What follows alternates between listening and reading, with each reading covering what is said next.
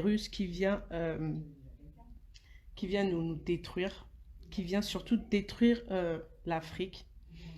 Je constate sur certaines publications, certaines personnes qui sont postées justement des vidéos et autres où le blanc a commencé déjà à distribuer son vaccin dans les pays d'Afrique.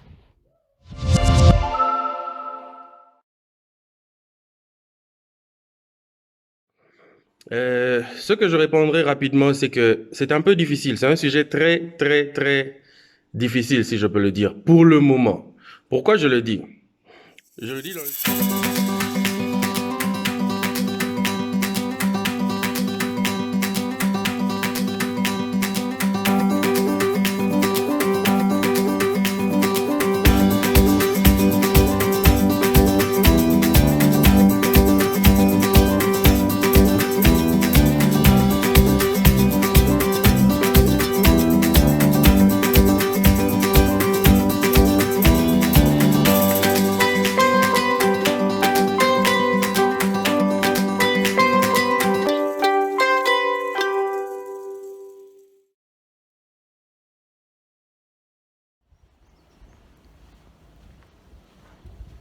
Bonjour, bonjour, bonjour, chers amis de Kouli Media TV.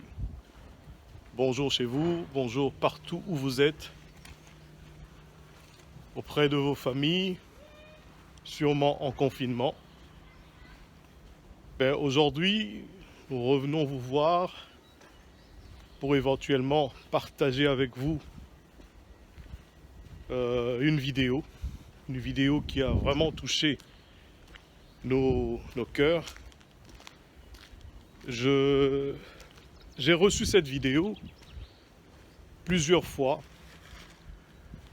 mais je ne sais pas qu'est-ce qui m'est arrivé, mais je ne l'ouvrais pas. Je l'ai reçu plusieurs fois, je ne l'ouvrais pas, je ne l'ai jamais regardé. Et par hasard, hier soir, je me réveille et je me dis, cette vidéo m'est revenue plus d'une dizaine de fois. Il faudrait quand même que je puisse y jeter un coup d'œil. Parce que, quelque part, dans mes habitudes, je regarde très souvent les vidéos qu'on m'envoie. Et comme par hasard, aujourd'hui, je me dis, il faudrait que je regarde cette vidéo. J'ouvre la vidéo, et qu'est-ce que je vois? Qu'est-ce que je remarque? Une dame meurtrie dans sa chair, une dame qui a perdu son homme, son mari, suite, entre guillemets, au coronavirus, et qui est en train de faire tout un témoignage face au monde, pour que nous puissions lui venir en aide et qu'on puisse éventuellement comprendre aussi ce qui se passe. Vous aurez le temps de visionner un petit peu cette vidéo parce que je vous la mettrai. Mais par contre, j'aimerais partager avec vous cette histoire parce que jusque-là, on ne comprend absolument rien. On ne comprend plus rien. Hier, pas plus tard qu'hier, à 20h, nous avons vu le président français, M. Emmanuel Macron, qui est passé à la télé pour éventuellement nous parler de certaines précautions qu'on devait avoir en plus de ce qu'il avait déjà déclaré, et nous dire que le confinement était prorogé pour un mois en plus. Donc c'est-à-dire jusqu'au 11 mai. Mais nulle part, je n'ai vu M. Emmanuel Macron apaiser certaines familles qui ont perdu les leurs, dans le sens où il aurait même pu dire déjà aux gens, voilà, je suis au courant de certaines choses, des pratiques qui se font, que nous avons éventuellement demandé une enquête. Rien. Cette vidéo dont je vous parle, c'est une vidéo diffusée sur les réseaux sociaux d'une dame je pense, camerounaise, et qui demande à qui que ce soit, à tout le monde, éventuellement, de suivre cette vidéo et de la partager. Donc ce que je fais moi. Mais avant de partager la vidéo, je voulais éventuellement parler avec mes abonnés de Kuli Media TV. En vous remerciant déjà d'être très nombreux, d'avoir partagé parmi vous, comme j'avais demandé, pour que nous puissions être toute une communauté. Je vous en remercie. Dans cette vidéo-là, vous remarquerez que cette dame parle d'une histoire, pratiquement d'un petit mot de tête, un petit mot de tête que son mari avait eu en revenant du boulot, du travail, et qui s'est avéré devenir le coronavirus dont on parle aujourd'hui. Mais place au ezosala pasikoleka, c'est le fait que cette dame-là a perdu son mari.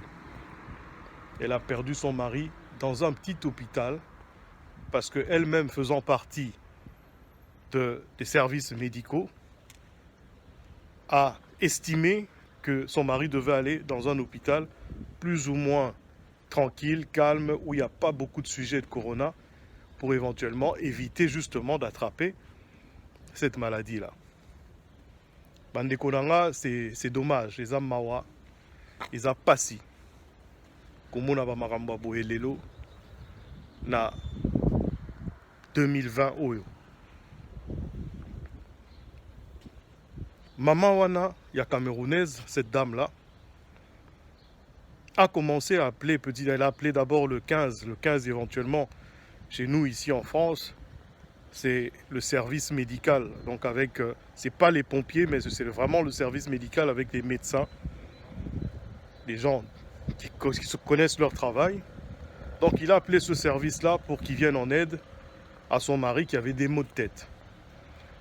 Et il a appelé le service SAMU 15 de son hôpital de travail. C'est-à-dire, elle faisant partie de l'équipe médicale du grand hôpital qu'on appelle Mondor à Paris, Henri Mondor, elle a appelé le 115, non pas le 115, le 15 de cet hôpital-là, parce qu'elle travaille là-bas.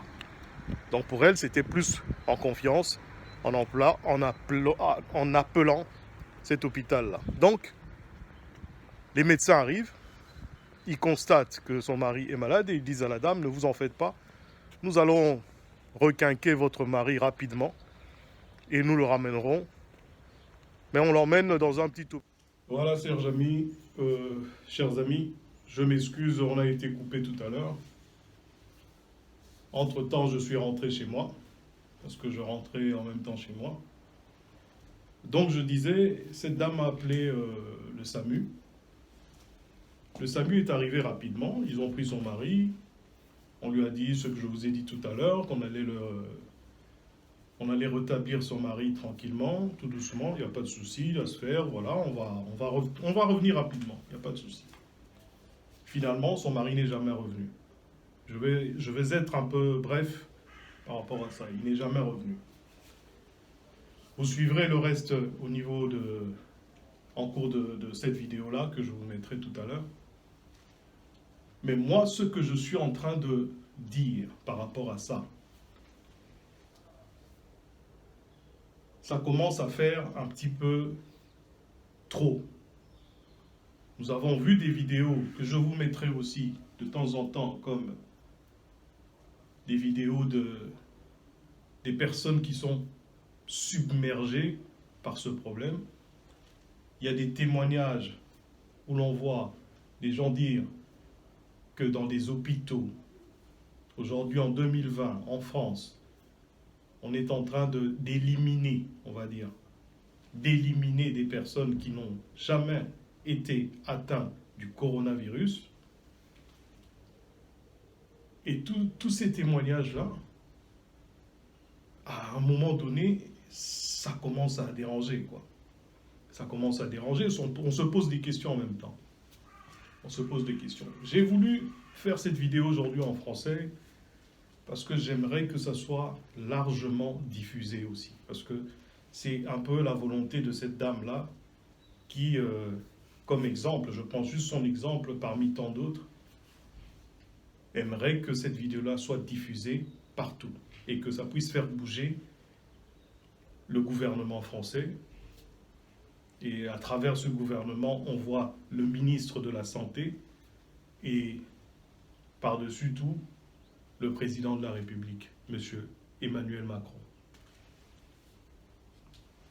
Je veux vous laisser voir quelques minutes de cette vidéo. Plus de morts. À part que les gens soient vraiment morts de Covid, mais plus de morts inutiles. Les morts par complaisance, les morts parce qu'ils ont besoin des organes de noirs. C'est terminé. Voilà, je vais lancer on est 1000, je vais lancer j'ai 1000. Voilà, je vais lancer mon direct. Je vais vous raconter mon histoire, ce qui m'arrive en France depuis 2 semaines. Mon mari est rentré de son boulot avec un mal de tête. Il avait très mal à la tête. Je lui ai donné de lui prendre, c'est pas passé. J'ai appelé le 15. Je leur ai dit, mon mari a mal à la tête. Je ne sais pas ce qui se passe. Est-ce qu'il tousse? Je dis non. Est-ce qu'il a de la fièvre? Je dis non. Est-ce que... Machin. Je ne sais pas ce qui se passe. Je discute avec mon mari 5 minutes au téléphone. Il me dit, chérie, si tu ne me sors pas de cet hôpital, ils vont me tuer.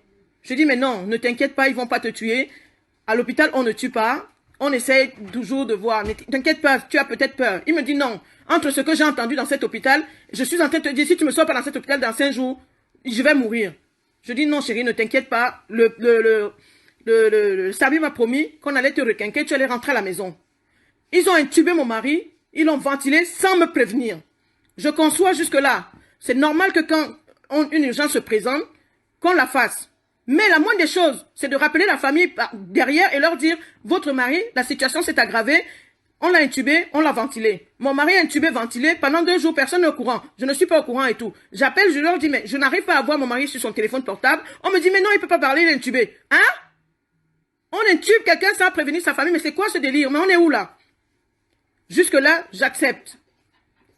Mon mari a appelé ma petite sœur avant qu'on l'intube, en lui disant, venez me sortir dans cet hôpital. Je vous dis de venir me sortir dans cet hôpital. En fait, le fait qu'il nous a appelé au téléphone les agaçait parce que, en réanimation, ils ne voulaient pas avoir quelqu'un avec un téléphone portable. Ils ont pris le téléphone. Ils l'ont intubé, ils l'ont ventilé. Jusque-là, je suis entièrement d'accord. Parce que si une situation se dégrade, il faut qu'on l'intube. Samedi, j'appelle l'hôpital. On me dit, non, votre mari a été intubé et tout. C'est dommage si on ne vous a pas appelé et tout. Je dis, mais vous l'avez intubé quand? On me dit, le RIA me dit, non, il est entré ce matin et tout. Je dis, mais vous blaguez là? Mon mari est à l'hôpital depuis mercredi. Vous me dites qu'il est entré ce matin, mais on ne doit pas parler de la même personne. Il me dit, non, non, non, il est entré ce matin. Je dis, mais monsieur, excusez-moi, c'est moi qui ai appelé le 15. Et puis, c'est le 15 de mon hôpital dans lequel je travaille. Le personnel qui est venu chercher mon mari à la maison me connaît très bien. Ils m'ont dit, non, on ne va pas vous amener votre mari à l'hôpital là-bas parce qu'il y a beaucoup de Covid. On va l'amener dans un petit hôpital de banlieue où ils vont prendre soin de lui. C'est ce que le médecin du SAMU de Mondor à l'hôpital où je travaille, il m'a promis. Il m'a dit, ne t'inquiète pas, je te le mets à côté, tu pourras le voir. Ils vont te le requinquer. D'ici la fin de la semaine, il rentre à la maison. Alors, on intube mon mari parce que ça s'est aggravé. Mais de qu'est-ce qui s'est aggravé? Quelqu'un qui discutait au téléphone. Le seul problème, c'est qu'il avait faim. Il avait soif. Jusque-là, ça va. On ne donne pas à boire ni à manger rien parce qu'on ne sait pas comment ça se passe. Je conçois. Maintenant, on l'intube. On n'appelle pas sa famille. Je suis d'accord. Je veux donc savoir à quel moment on doit me prévenir que mon mari, son état change. Mon mari est hospitalisé. Samedi, j'appelle. Le RIA me dit non, il est entré ce matin. L'état était très dangereux. Je l'ai intubé. Je dis merci, monsieur le RIA, vous avez fait ce qu'il fallait. Mais à quel moment vous aviez l'intention de m'appeler pour me le dire? Il me dit, c'était un cas d'urgence, je l'ai fait. Je dis, ok, monsieur le RIA. Mais l'état de mon mari est comment? Il me dit, non, il est stable. S'il continue comme ça, d'ici la fin de la semaine prochaine, je vais le sortir parce que l'état est stable. Ok. Dimanche, je rappelle l'hôpital. Mon mari va comment? Oh, l'état est stable. Lundi, j'appelle. Le RIA m'appelle à 8 h du matin, alors que mon mari, soi-disant, est décédé à 3 h. Et là, j'ai le certificat de décès. C'est marqué 2h30. Alors, de qui se moque-t-on? Le RIA me dit, je ne pouvais pas vous appeler la nuit parce que je trouve ça inadmissible. Vous êtes seul dans la maison, de vous appeler pour vous dire, de toute façon, ça n'a rien changé. Il est à la morgue. Je dis, mais monsieur, mais vous avez un toupet? Normalement, mon mari meurt à 3 h du matin. Vous décidez de ne rien me dire parce que je suis seule dans la maison et vous m'appelez à 8 heures du matin. Mais quel est l'intérêt? Puisque vous avez commencé, vous avez pris ce que vous aviez besoin sur lui, mais finissez seulement. Pourquoi vous m'appelez? Alors, donc, je lui dis, mais le problème est simple, monsieur. Ça veut dire que moi, le SAMU est venu chez moi. Ils ont pris mon mari avec un mal de tête. Ils l'ont amené à l'hôpital. On l'a hospitalisé. Vous l'avez intubé. Vous l'avez ventilé. Ça s'est aggravé. Personne ne m'a appelé. Donc, mon mari, vous l'avez mis à la morgue sans me dire. Donc, je n'ai pas le droit de voir mon mari ni lui dire au revoir. Je dis, ça se passe pas comme ça. Je suis désolée. Je suis moi-même du corps médical. Quand la situation s'aggrave, on appelle la famille pour leur dire, la situation est en train de s'aggraver. S'il ne passe pas la nuit, vous avez 2 heures pour venir le voir. Dans tous les hôpitaux du monde, même en France où je vous parle, à l'heure où je vous parle, j'ai des amis qu'on a appelés hier en leur disant, venez voir votre papa, il ne passera pas la nuit. Ah, pourtant, il a le Covid-19. Vous me dites que mon mari a la crise cardiaque et que je n'ai pas le droit de le voir. Mais sur quelle base? Mais sur quelle base? Mon mari n'est pas fumeur, il n'a aucune pathologie sur lui, il n'a même pas le mal, c'est quelqu'un qui n'a jamais eu le mal de tête. Je vous explique ça parce que ce gamin, on a un médecin de famille qui ne connaît même pas mon mari parce que lui n'a jamais un mal de tête. Le REA a estimé que non. Voilà, il est mort. De toute façon, on ne peut rien. Le cœur a palpité, il est décédé, je l'ai mis à la morgue. Donc, de quel droit le REA met mon mari à la morgue sans que je le voie et que je ne peux plus le voir? Donc, je lui ai dit, bon, ok, donc vous l'avez mis à la morgue. Mais moi, mon mari, quand il est parti à l'hôpital, il avait son téléphone, il est dernier cri. Moi, ce téléphone, il me le faut. Parce que c'est un souvenir et je vais garder les affaires de mon mari. Qu'est-ce que je dois faire? Il me dit, vous pouvez venir à l'hôpital. Donc, je suis arrivée à l'hôpital. Arrivée à l'hôpital, le vigile me dit, non, madame, vous pouvez pas rentrer et tout. De toute façon, il est mort. Rentrez chez vous, on ne peut rien. Je dis quoi? Mais c'est une blague. J'ai eu le REA qui m'a dit que je pouvais avoir les affaires de mon mari. Je pouvais avoir son téléphone, je pouvais avoir ses affaires et son corps. Vous me dites que je ne peux pas entrer à l'hôpital? Mais c'est quel hôpital on ne peut pas entrer? Non, vous pouvez être porteur de Covid. Je dis d'accord. Je suis porteur de Covid. C'est pas un problème.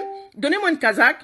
Donnez-moi tout ce que vous voulez. Vous désinfectez moi-même si vous voulez. Mais moi, il faut que j'entre dans cet hôpital, voir le corps de mon mari et prendre ses affaires. Non, vous pouvez pas. Alors, pendant 4 heures, je me suis battue avec la secrétaire et le vigile. Non, vous pouvez pas. J'ai rappelé la REA de mon portable en leur disant, mais je comprends pas. Le REA, ce matin, m'a appelé, m'a dit, votre mari est mort, je l'ai mis à la morgue, mais vous pouvez venir le voir à n'importe quel moment. Et vous pouvez avoir ses affaires.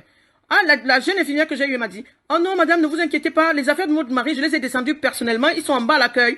Le vigile me dit que je n'ai pas le droit de mes affaires, vous me dites que les affaires sont en bas, mais finalement, de qui se moque-t-on? Les affaires de mon mari, je veux savoir où ils sont et comment faire pour les récupérer. Puisque je ne peux pas voir le corps de mon mari, vous avez décidé, c'est le seul qu'on ne peut pas voir en France. De tous les morts.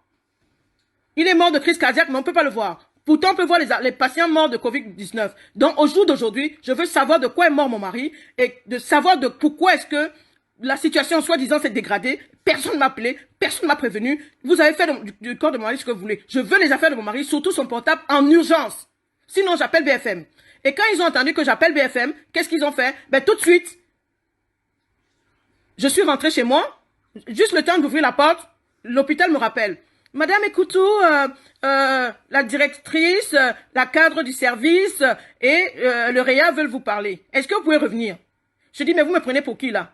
Vous avez tué mon mari, vous avez pris les organes, vous avez tout pris ce que vous avez besoin, vous l'avez tué, et là vous avez mis ça sur le dos de Covid-19, et je peux pas voir mon mari, je peux pas avoir ses affaires. Il ne va pas se passer comme ça. Je suis retournée à l'hôpital, et en retournant, je suis partie avec ma petite sœur et mon oncle.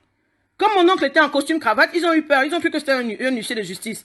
Déjà, ils arrivent, on nous reçoit dans le hall. Oui, mais madame Ekoutou, vous pouvez comprendre et tout. Alors, les personnes qui m'ont convoqué, à savoir la directrice, la cadre et machin, je n'ai vu personne. On m'a envoyé une psychologue qui ressemble à une anorexique. Oui, madame, j'ai fait des photos hier. J'ai fait des photos comment est-ce que le vigile m'a mis dehors. J'ai fait les photos comment, j'ai tout enregistré, la conversation avec le personnel. Et la directrice vient après me dire, mais madame Ekoutou, on vous comprend, ne vous inquiétez pas, on vous comprend. Mais vous comprenez que...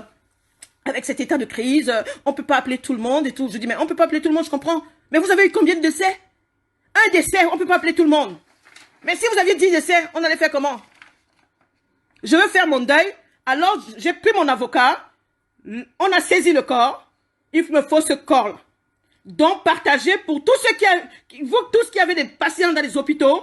que ça ne se passe plus avec ces patients comme ça, parce que même quand vous arrivez avec le mal de ventre, on vous met en Covid-19. Même quand vous arrivez avec le mal de tête, on vous met en Covid-19. C'est facile. C'est trop facile pour prendre les organes des gens, les dilapider, parce que personne ne va rien dire. Non, parce que, non, mais madame, vous êtes seule. Mais qu'est-ce qu'il sait que je suis seule? Il n'est jamais venu chez moi. Il ne sait pas qui je suis. Est-ce qu'il sait si j'ai des enfants? Est-ce qu'il sait si j'ai une famille? Mais j'ai une famille de 60 personnes en France. Un petit réanimateur de merde. Il décide de me dire si mon mari, si je dois voir mon mari ou pas. Mais je vais le démonter celui-là. Il est terminé à partir d'aujourd'hui. Je vais mettre mes 2 genoux par terre, je vais lui montrer que je suis une femme. Cet hôpital, s'il ne ferme pas, c'est que ce n'est pas moi.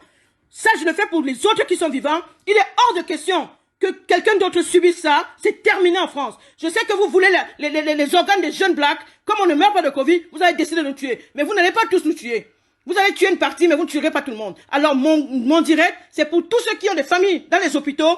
Prenez garde. Appelez tous les jours. Emmerdez-les. Faites ce que vous voulez. Mais ne laissez pas vos familles là-bas parce qu'ils pensent qu'on est seuls et que personne ne dira rien. On peut prendre le sang comme on veut. On prend les organes comme on veut. On fait ce qu'on veut de vous. Mais moi, j'ai dit, c'est terminé. Voilà, chers amis de Cool Media TV, vous venez en effet de suivre cette dame qui a perdu son mari. Je vous ai mis quelques extraits parce que son discours ou son témoignage a été très très long. Mais nous allons devoir retenir simplement le fait que cette dame est en train de crier sur le toit du monde entier son indignation. Et quelque part, dans ses propos, j'ai retenu une chose qui m'a fait poser une question évidente où elle se demandait éventuellement elle nous a vraiment carrément dit que on a pris les organes de son mari par cet hôpital-là, mais je me suis interrogé, je me suis dit, mais si son mari est décédé, comme on lui a dit, du Covid-19, pourquoi on prendrait ses organes? Alors, je me suis retourné vite fait du côté d'un éminent médecin que je connais et qui fait partie de ma famille, un médecin très brillant au nom de Jean-Luc, à qui je pose tout de suite la question. Docteur, bonjour. Dites-moi, vous allez vous présenter déjà devant nos internautes, nos abonnés de Cool Media TV. Et j'aimerais que vous puissiez nous dire éventuellement un sujet atteint du Covid-19, mort ou en vie. Est-ce que peut-on lui retirer des organes pour pouvoir traiter d'autres cas ou d'autres malades?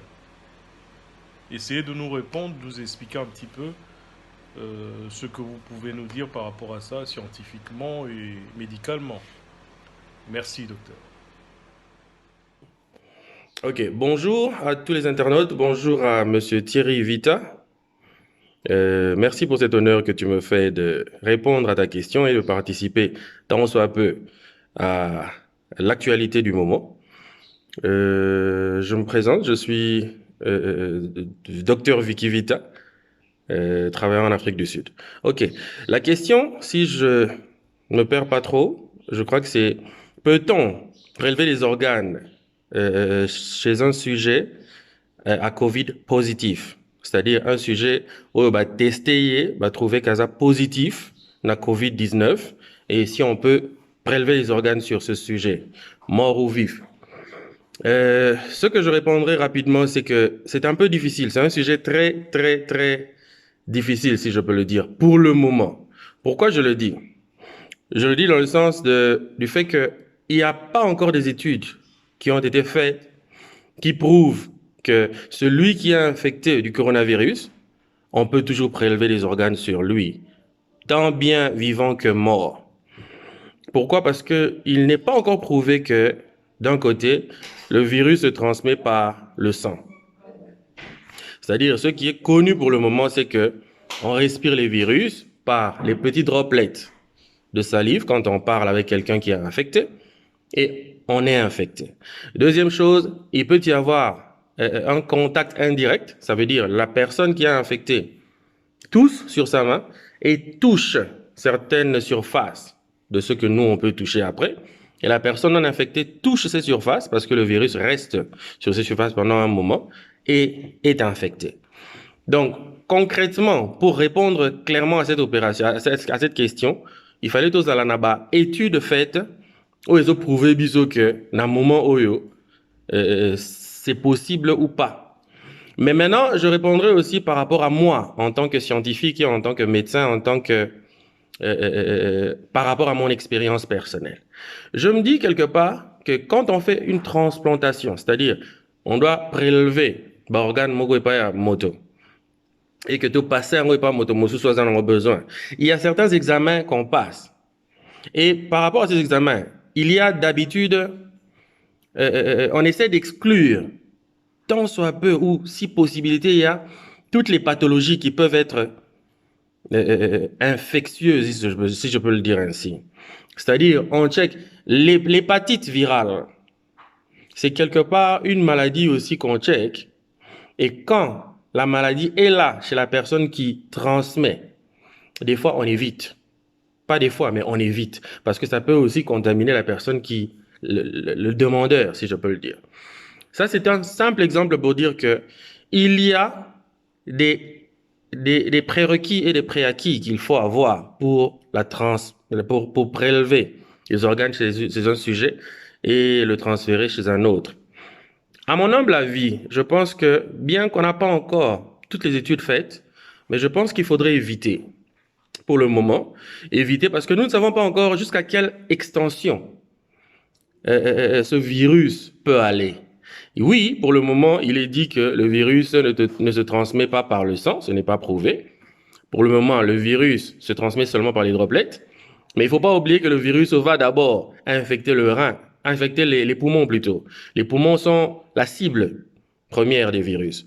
Et il crée ce qu'on appelle une sorte de blocage de cet échange entre le sang et l'air au niveau des alvéoles pulmonaires. C'est-à-dire ça, c'est un peu... OK. Le problème, c'est, je pense à mon humble avis, qu'il faut éviter parce que nous ne savons pas quand il y a une sorte d'infection comme celle-là. Y a-t-il sûrement d'autres organes qui sont infectés? Et dans notre corps, nous avons pas seulement le virus, mais d'autres germes qui se propagent quand notre immunité est très basse, par rapport à ce cas, par exemple, de virus Covid, ce qui fait que peut-être que nous pouvons aussi avoir d'autres organes qui sont touchés en ce moment-là. Mais comme il n'y a pas d'études appropriées faites déjà, je pense que, à mon humble avis, comme je le répète encore, je pense qu'il faudrait que pour le moment, on évite ce prélèvement d'organes chez un sujet déjà infecté pour le transmettre à un sujet qui est sain et qui en a besoin. Peut-être jusqu'à ce que ceux qui sont dans les recherches, nos collègues, nos confrères qui sont dans les recherches, prouveront que c'est safe. Il n'y a pas de problème par rapport à ça. Mais jusqu'alors, je pense qu'il faudrait... Mon conseil serait que les scientifiques évitent des transplantations en prélevant les organes chez des personnes positives Covid et de les transférer chez des personnes qui sont saines, si je peux le dire. Merci beaucoup encore pour le temps. J'espère que ça nous a donné un petit plus par rapport à ce que nous pensions et que Dieu nous protège. Bye bye. Merci beaucoup, docteur, de nous avoir répondu par rapport à cette question. Je ne vais pas m'avancer, je ne pense pas pouvoir m'avancer encore plus par rapport à cette histoire. Je vous laisse simplement le soin, chers amis de Cool Media TV, de pouvoir analyser cette histoire et donner vos suggestions, comme d'habitude. Objectivement, je dirais que c'est dommage quand même que en 2020, que nous puissions avoir encore sous couvert des gouvernements ou des multinationaux ou je ne sais pas quoi encore, cette façon de réagir vis-à-vis à l'être humain, vis-à-vis à la personne humaine, quoi. Donc, je ne comprends pas certaines choses. J'espère que dans les jours à venir, je pourrai trouver d'autres réponses et pouvoir vous les ramener devant nos écrans de Koulimedia TV. Mais pour l'instant, j'aimerais simplement dire à tout le monde, au monde entier, de rester unis face à cette pandémie qui tue les êtres humains. Voilà. Bien de bonnes choses chez vous, chacun dans son petit loti. Et puis à nous revoir à très très bientôt comme d'habitude. Merci et bonne soirée ou bonne journée. Merci.